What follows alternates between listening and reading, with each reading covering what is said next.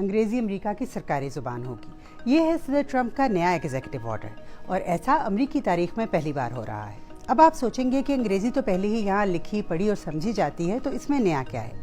इसमें नया है ये डेजिग्नेशन, क्योंकि अंग्रेजी को कभी भी अमेरिका की ऑफिशियल लैंग्वेज का दर्जा हासिल नहीं था, बल्कि इससे पहले अमेरिका की 250 साल तारीख में कोई सरकारी ज़ुबान सिरे से थी ही नहीं। अलबत्ता प्रो इंग्लिश के मुताबिक 32 अमेरिकी रियासतों में इंग्लिश सरकारी ज़ुबान का दर्जा रखती है। व्हाइट हाउस के मुताबिक ये सदारती हुक्मनामा अमेरिका के अंदर कसीरुल नस्ल अमरीकियों की इस रवायत को ताज़ा करता है जो यहाँ आकर अंग्रेजी सीखते थे और आइंदा नस्लों में मुंतकिल करते थे।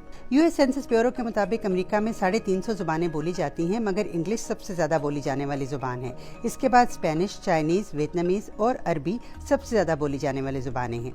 सदर ट्रंप का ये एग्जीक्यूटिव ऑर्डर इससे कबल साल 2000 में सदर बिल क्लिंटन के इस वफाकी मैंडेट को ख़त्म करता है जो इदारों को अंग्रेजी ना बोलने वालों के लिए लैंग्वेज सर्विसेज के लिए फंड्स फराहम करता था। सदर ट्रंप कहते हैं कि अंग्रेजी को सरकारी ज़ुबान बनाने से कौमी यकजहती बढ़ेगी और हुकूमती काम ज़्यादा मौसर तरीके से हो सकेंगे। माहिरीन का कहना है कि इससे उन लोगों के लिए मुश्किलात पैदा हो सकती हैं जो अंग्रेजी नहीं बोलते और ट्रांसलेटर्स पर इन्हिसार करते हैं।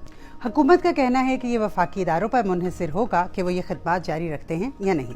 चलते चलते एक फन फैक्ट, दुनिया में कई ममालिक ऐसे हैं जहां सिरे से कोई ऑफिशियल लैंग्वेज है ही नहीं, जिनमें से एक तो इंग्लिस्तान ही है, यानी यूनाइटेड किंगडम। अगर आप भी ऐसे किसी मुल्क का नाम जानते हैं तो हमें कमेंट्स में ज़रूर बताइएगा।